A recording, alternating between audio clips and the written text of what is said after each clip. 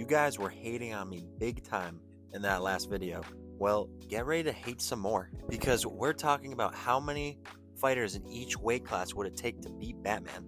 And the answer will have you more pissed than Batman in an alleyway, or when Jason Todd sees a crowbar. Let me lay down some ground rules real quick though. Batman has to make 185 pounds. In my last video, I said he'd be in the USADA testing pool, so I think he will downsize. If you don't know, in the comics, Batman is 210 pounds, 6'2". All the fighters I'll be talking about also have to make their own weight in their weight class. We're starting from the bottom, Flyweight. I've thought about this a lot, and I think it would take 5 Flyweight fighters. Demetrius Johnson, Alexander Pantoja, Davidson Figueiredo, Brandon Moreno, and Henry Cejudo. Remember, this takes place in an octagon. Batman will be surrounded by 5 guys. Unfortunately, they will be clothed. And no burgers and fries. All these fighters are extremely well-rounded. And this is the plan of attack that I think they could use. I think if you have 2 of these guys go for a takedown, 1 on each leg, that would distract him there. And then you get 1 guy engaging him and striking with him, going to his body and to his head. And then maybe a 4th guy engaging from the side doing the same, or trying to isolate that arm somehow. And then you get a guy from the back who would go and choke him out. Because I'm not sure if Batman can be knocked out at all in any weight division. I mean, he fell from orbit and was basically fine. I don't know if he can get knocked out. I'm also not sure if you can beat him by anything but decision or submission by a choke. Because I genuinely don't think he might not be able to get armbarred. Like, he could probably literally just almost curl anybody. Now, Bantamweight at 135 pounds. I think I'm taking 5 fighters again. I'm taking Marab, Aljo, Dillashaw, Cruz, and Yan. I think the plan of attack for this one would be pretty similar to the Flyweight plan. I mean, again, 5 really well-rounded fighters. Moving on to Featherweight, and this is where I think things get different. 145 pounds. We're going to be taking 4 fighters here. I'm taking Alexander Volkanovski, Ilia Topuria, Jose Aldo, and Max Holloway. Now, these are still smaller guys, definitely compared to Batman, but I think these guys are going to be able to evade and engage just a little bit more than Bantamweight and Flyweight were. Alex Volkanovski might be the best striker in terms of in and out I think I've seen, definitely at Featherweight.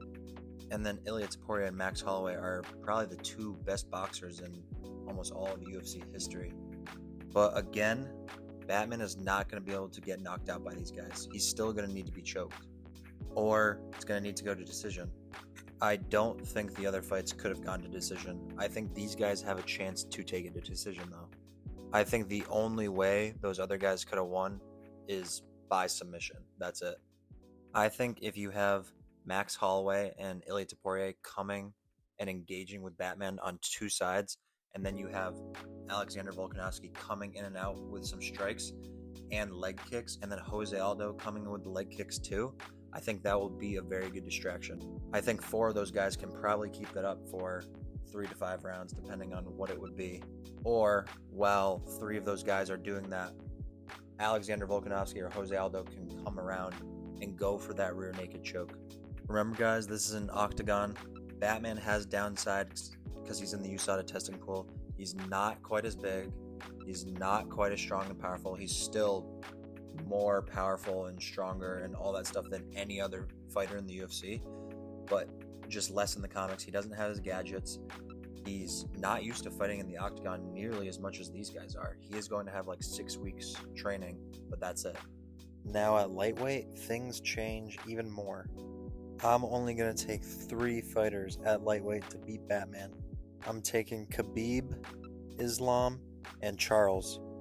I mean, these guys might be the 3 best grapplers in UFC history.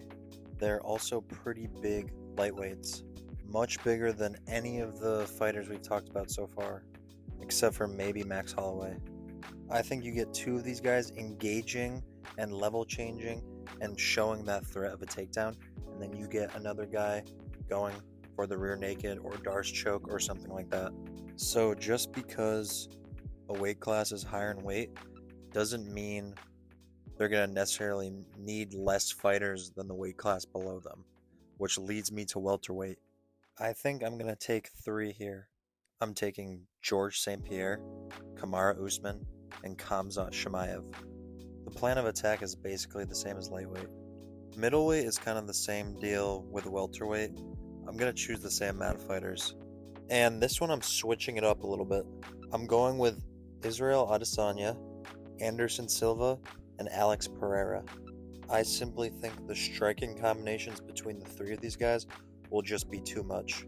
Now, I'm not sure if all 3 of them together could knock him out or not. I mean, maybe. I think they could probably TKO him, though. Just the 3 of them storming him with combinations, I think, would probably be enough to fluster him, where he's not even going to be able to fight back and they're going to have to stop the fight. Only 2 more weight classes to go. Light heavyweight, 205 pounds. I'm now going to be picking 2 fighters from light heavyweight.